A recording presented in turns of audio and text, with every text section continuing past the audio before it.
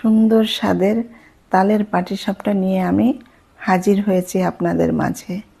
তার জন্য নিয়ে নিচ্ছি চালের গুঁড়ো 1 বাটি, হালকা একটু লবণ, 5 চামচ নারকেল কুড়ানো, হাফ বাটি তাল দিয়ে এটাকে আমি নেড়ে নেব।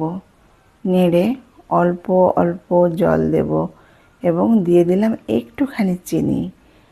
জল দিয়ে গোলাটাকে তৈরি করে নিচ্ছি।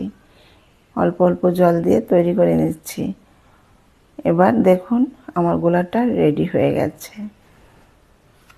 একটা পাতলা গোলা তৈরি করে নিয়েছি। এবার ননস্টিক প্যান দিয়ে ঘি ব্রাশ করে নেব। মিডিয়াম টু লো ফ্লেমে এটা করছি।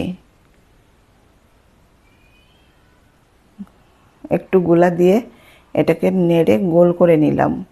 আর আমি ঘরে তৈরি করে রেখেছি এই ছানাটা। এবার ছানাগুলোকে পুরের আকার দিলাম। এবার গ্যাসটাকে হাই টু লো ফ্লেম করে দিয়ে দেব পুরগুলো।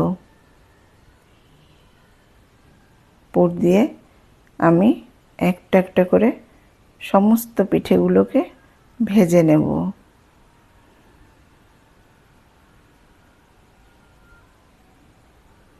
দেখুন আমার পিঠে হয়ে গেছে এবং সমস্ত পিঠেই আমার হয়ে গেছে করা। কেমন হলো বন্ধুরা?